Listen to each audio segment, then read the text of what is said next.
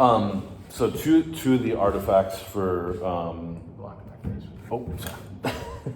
the equity and inclusiveness is one is looking at the behavior plan, the culture and the cultural events, and this was sort of like the redesign of the matrix that we have, but just to kind of organize it a little bit better into those different colors.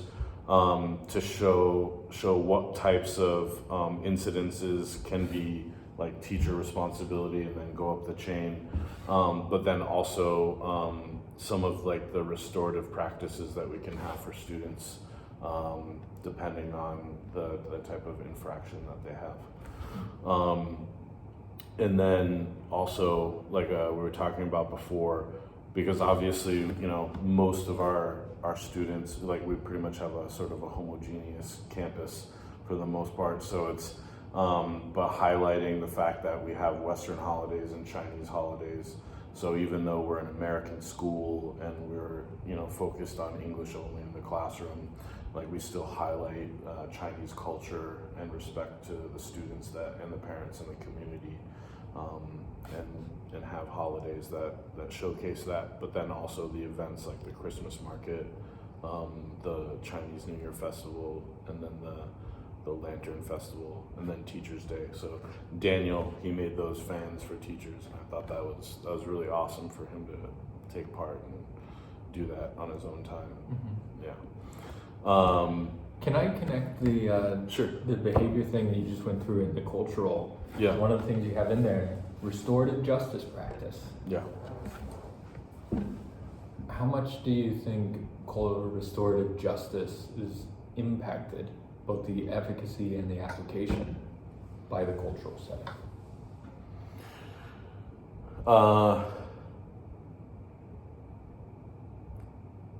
Have you noticed it in your class?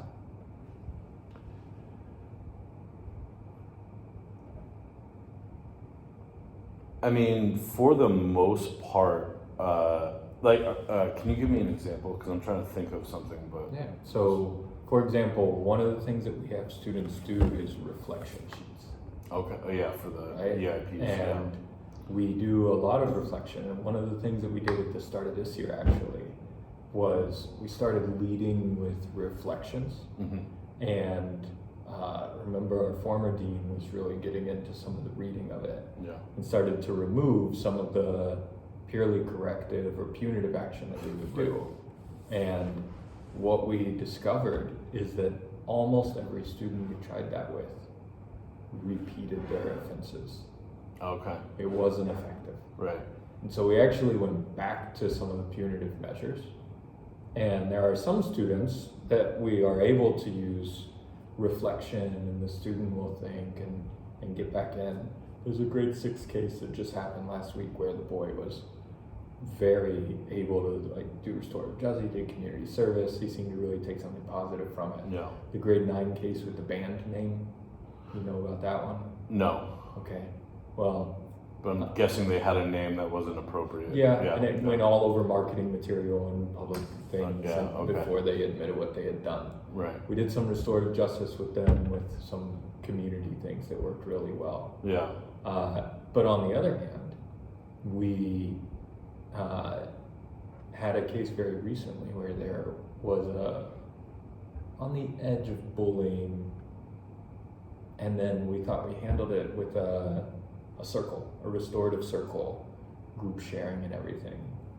It turned out that that hadn't fixed anything. They had just given up on the school, and it blew up outside of school. Mm. And then the response to that was a very not restorative justice, just like, this is completely wrong, you can never do this is your punishment. Right. And nothing happened since then. Okay. Actually, something did happen, and that allowed us to see that nothing else had happened. Yeah.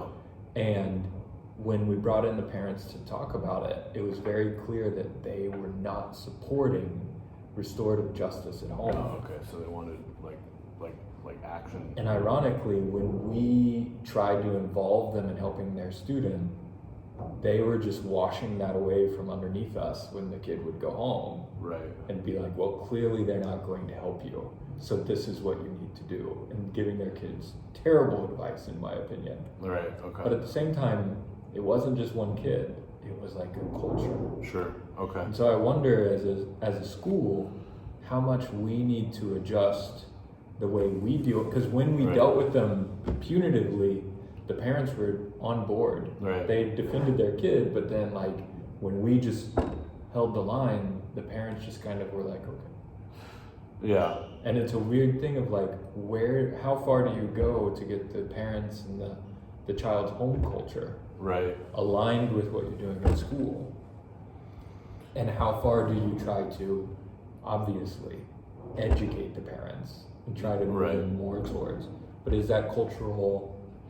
Yeah, are we okay. forcing our culture upon?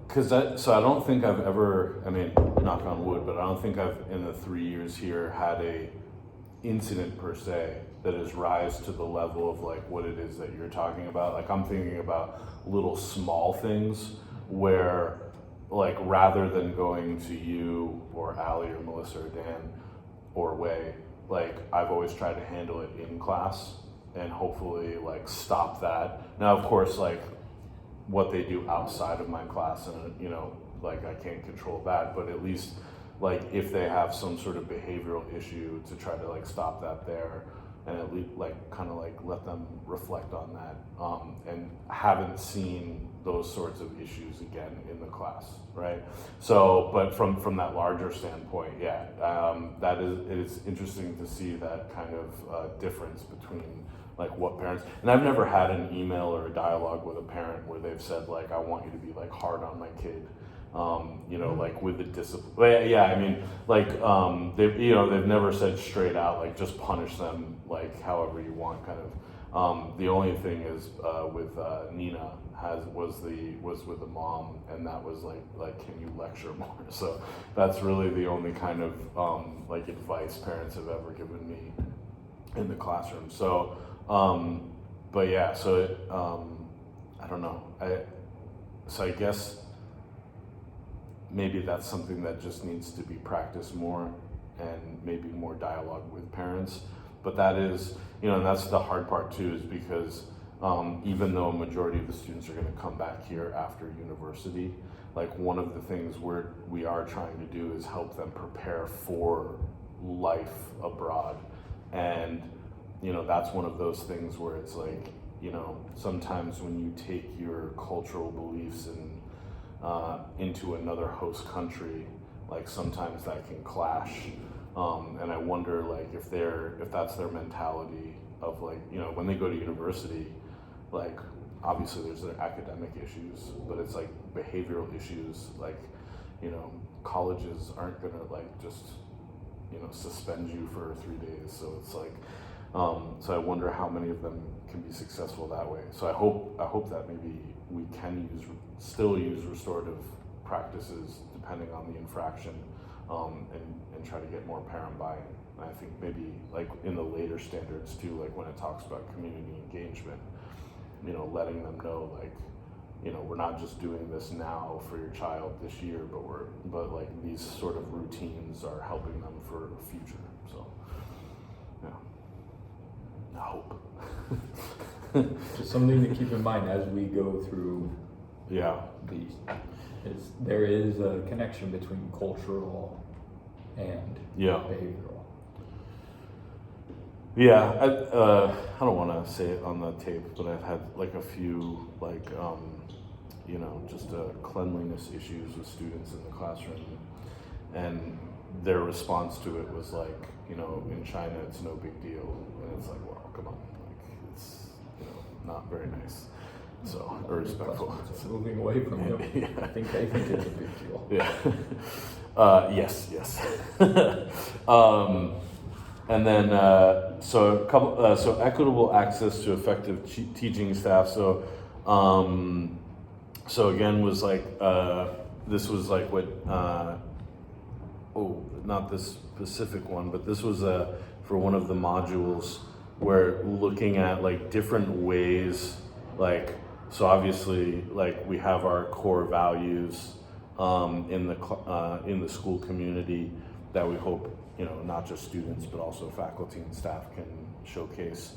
But then also different ways. So this was like gender, ethnic and racial background. So obviously different ways in which we can, like, so one of the things was the differentiation things that I tried to use with the vocabulary with students that were struggling. Yeah, sorry, zoom in there. But so obviously like trying to get kids to like, participate, equity sticks, just like, but they're like just like the regular kind of popsicle sticks, right? But this is not equitable access to effective teaching staff. Right? Oh, I'm just, yeah. The teaching staff one is Oh, yeah. everyone. Oh, sorry. Teachers. Sorry. Let's. That would be our PL log. So here was a coaching conversation. Sorry. Get this one. So this is like the one that I had with Tim, and he okayed that I use his name and everything like that. But using, so obviously we have those observations, and we do more than just twice a year, like in America. And then so then obviously there's the summary that we can give teachers of what we observed in the classroom, and kind of give some feedback based on that. And then also this was Tim's reflection. And one of the things that I was appreciative of the fact is that he wrote more than just one sentence. And then we had a coaching conversation on top of that. And so that is one of the things is, so I wrote there the observation. I clicked on the wrong one. But just making sure that we, when we go into the classroom, like we give them that feedback. And then also, and this kind of ties into like the TL1 strand. Obviously, like lessons that are academically, but like also the social support. So, getting to know the students, building those relationships, and also kind of like, connecting with cultures. And I think that's also kind of one of the unique things is that, because we have, a large expat teaching community, going into the classroom and kind of like showing the kids like this is what life will be like, based on how I grew up and everything. And when you go to America, when you go to the UK, these are kind of like things that you can expect. So for the equitable access to outstanding teaching, it focuses a lot on what leaders do to make sure that teachers have what they need to be effective. Yeah. So that students are getting access to effective teaching. Right. Yeah, so one of the things is the resources that we built for the social studies department. So, yeah. So, as a leader, where do you fall on a scale? How do you, I don't know how to phrase it, but how do you envision living with yourself when you know that there's a subpar teacher teaching students, and that actually you have a teacher that could teach that subject much better, but that teacher can't teach every kid in the school, and right, and you have to make this one group of kids learn from this other teacher that is not, and you've given them resources, coached them. Sometimes it's just not clicking. What do you do both mentally and practically? Yeah, so that's something that is difficult, especially when you're observing it in the classroom, and you see it in real time. And one of those things is trying to have discussions with the students as well, to try to kind of paint them a picture of what the teacher is trying to do. Now, sometimes those teachers might not just be able to build that bridge to that set of particular students, despite how hard they are trying. So it might not necessarily just be bad practices as far as instructional, but it just might be the response to those students and what they're expecting on their end. So trying to sort of mentor the students as well, of like, this is what the teacher's trying to do. And so if you could try to see it from that perspective and kind of understand this is how it's going to help you, not just for this class, but for next year, especially if it's a grade 8 class going into grade 9 next year, but also for the students who might particularly be like in AP US history, like, you know, having those students understand that it's like, you know, this is, you know, kind of where you also need to put in some effort, based on like what your reactions to that situation are. As far as on the teacher end, that's also a very kind of hard part, because I think, like, you know, from your perspective and the discussions we've had before, the wanting to perhaps replace that teacher, but not being able to because of the resources of teachers that we have available, and how that might negatively impact their schedule and their time and their prep for other things. And that's where I hope, and I know that maybe it's not always the case, but the hope of coaching observations and more reflections. And so on that situation that we're speaking about, obviously that didn't have a positive outcome, but the one area where I do think is with Annie, sorry, I'm using her name, but it's Using it in a good way. yes, and no, in a good way. It's like, I think she had a very kind of rough start to the year, but I think that, you know, over that year, the amount of observations, the coaching, is that she was very adaptable to all of the suggestions that not just I gave her, but you gave her, Melissa gave her. And I think that, you know, the students started to respond more to those changes. So I think, like, you know, those are examples of where we've had sort of a negative outcome, but also a positive outcome. So, but I think on both ends, it is giving the teacher the resources to be able to go into that classroom and be able to successfully teach. What they do with that, then I think that becomes the observation and the coaching aspect of it. And then some teachers just are not responsive to that. And then I think that's also why some of those teachers are not coming back. So, yeah. And then so here we have standard 4, so curriculum, instruction, and assessment. And so, so here is, again, teacher observation.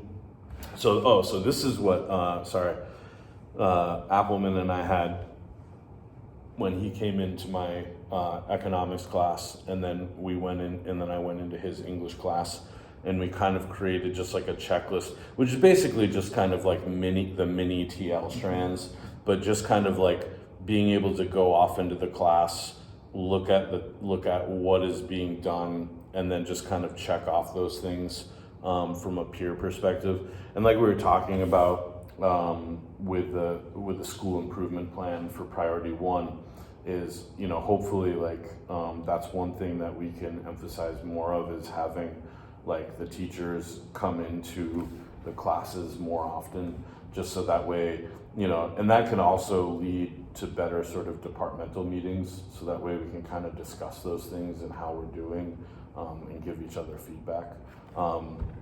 But so that one, so obviously aligning curriculum with the vision, mission, values, like that comes from our COT and the curriculum from the CADs, and obviously with AP, you know, that's very self-explanatory to the academic rigor, and then preparing for global leaders and not just citizens. So, and then. So that then the last thing was just some of the documents for next year was obviously that observational checklist. So for the paper-based, take out TL5 and TL6, and then for the coaching reflection part. So this is something maybe I don't know if you'd want to keep it paper-based, but then something that could be like electronic, for just kind of guiding questions, but then also for like how the teacher can respond. Because like I said before in a couple of our meetings, like the one thing that kind of aggravated me a little bit was not getting that sort of reciprocal reflection back. And I think like that's like the main part of that reflection is not for me, but it's for that, for that teacher to be able to kind of look at that practice from like a 30,000 foot view and just kind of say like, okay, I see where they're coming from. So, yeah. So I think I'd like to kind of, make something like this so that way we can have it for next year yeah. How often in an observation, like management summary, or in a follow-up coaching conversation, do you reference one of your teacher's reflections? You mean like if I've gone in for like the first class and then they've reflected and then in the second observation? That's very interesting. I don't think I have. So, yeah. And I wonder if showing them, because they kind of put these reflections in the system, they go off into the ether. Yep, yeah. And then I wonder if showing them like, hey, I saw in this reflection, or you wrote in this reflection, even just bringing up that we've read it, right, I think would help get some buy-in. Okay. Because some of them I strongly feel, I know I actually, like when I write my reflections, I feel like this. Yeah. It's kind of like, this is the paperwork. Right, yeah, If sure. this is going to be in there. I know from a management perspective, like I don't even get alerted when someone's done their reflection. Oh, okay. I have to remember and manually go in and find it. Okay. So I don't even get a notification that tells me this person has reflected on your observation notes. Right. So it really is, if I'm doing my 10 a week, yeah, and someone reflects 3 days after I do it, like I've done 6 observations and I've got 4 more planned, right, 3 coaching conversations since then. Yeah, that's a good point. Because when I've gone back to kind of screenshot some of these, and then there's been a few where I've seen like required and not completed. So it's like, yeah. Yeah, and it does, it's hard to see. I always notice it when I'm doing like the end of year evaluation, mid-year evaluation. Okay. Because that's when I download and then I read through real quick. Yeah. And like I'll go to check and then I'll see things and I'm like, oh wow, that teacher said that. I wish I had like been in their class the next week and followed up on what they wrote right there. Right.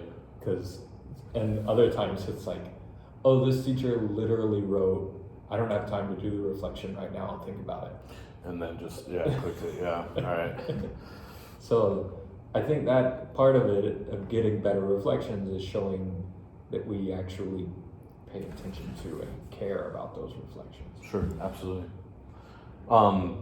I think like because I've highlighted the IMAT training that we did for a future standard, and I think like when we did that coaching practice, so I'm hoping that maybe we can try that like in our departmental for the on-site training, that we can just kind of practice that to see what it looks like from all perspectives, because I thought that was one of the most useful ones outside the data one.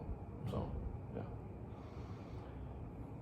I'd want to dig into more of how useful that would be for the teachers themselves.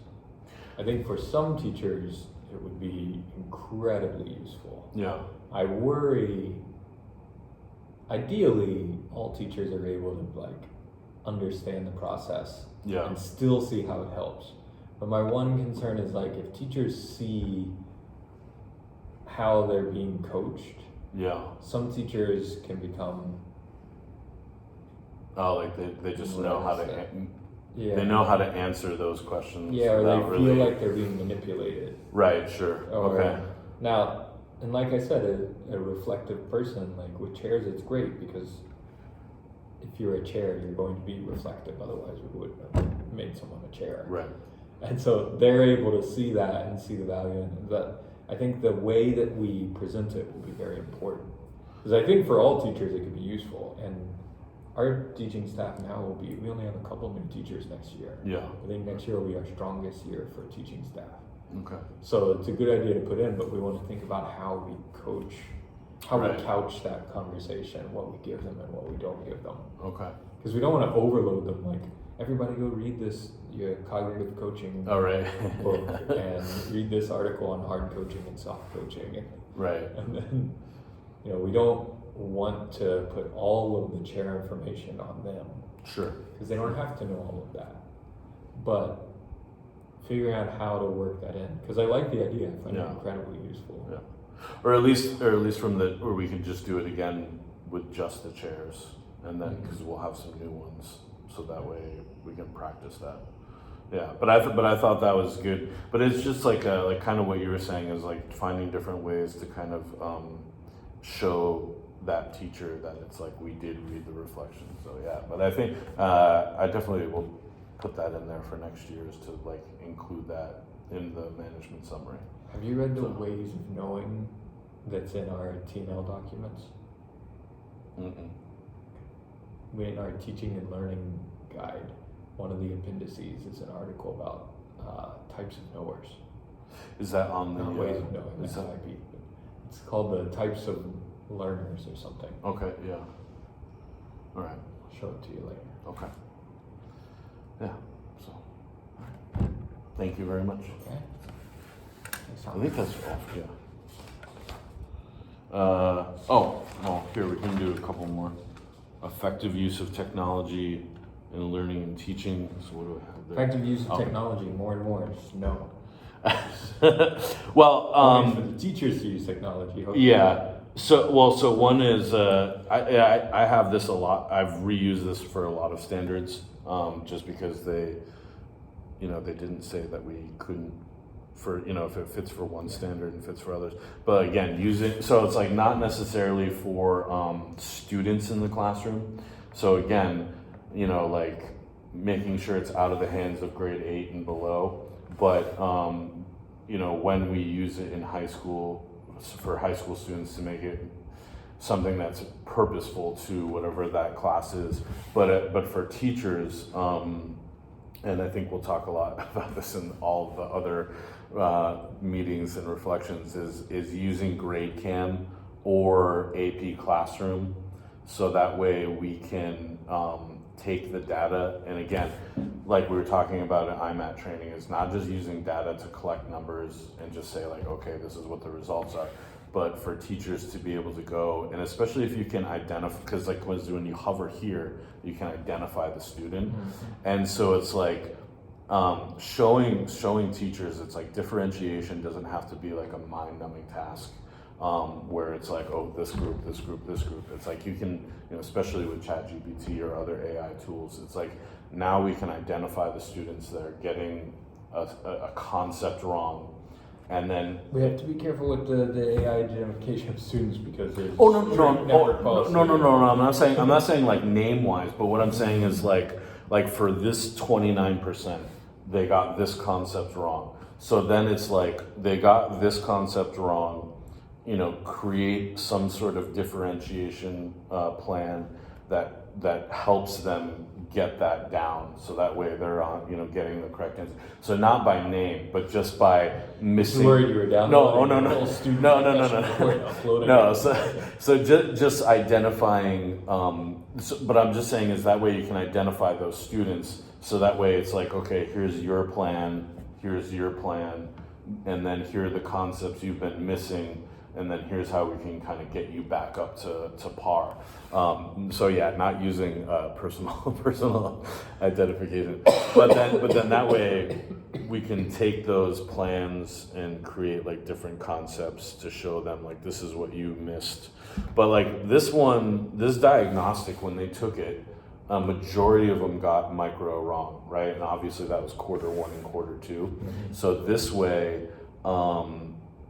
They went from like, I think it was like the average was low 70%, and then the final mock comp we took was 81 or 82%. So they, over that month they've popped back up. So and then I'm hoping that the averages can be like, because the SMART goal we talked about at the beginning of the year was that both classes of mine for G8 could be above 80%. And so obviously I think with the international class, that's not going to be a problem. But, and with the bilingual kids, I'm really proud. They're like right at that cusp. So so they got a 79 for quarter 3, but their last mock comp was 78%. So they're right back to where they can be. And the international side was 80%. 84. 84? Yeah. I had 80. Have you put those in this tracker here? Oh, Slacking on me. yeah, sorry. Yeah, I'll get those last numbers in there. Sorry. But yeah, so that, and then the other one was the school-wide assessments, and where did I? Well, I had the one where it was just the maybe I didn't want to do that because of privacy reasons, but the I just uploaded the benchmark, one of the benchmarks, but obviously with the questions, so. You'd upload a vocab quiz. Yeah. Oh, okay. All right. School-wide assessment. Yeah. So using those. So I always like when it comes to like, especially when I'm doing the vlogs, like I always basically kind of lead just on the proficient side, because like I think there are things that I do, but when I look at the depth of what is required for outstanding, so I think there are some things that I do that are outstanding, but I just always try to like say that I can do more, especially for next year. So yeah. I feel like this assessment stuff, though, we definitely. And then the use of assessment data, obviously. Yeah. So. Yeah. Okay. Okay. Thank you. Thank you, Stephen.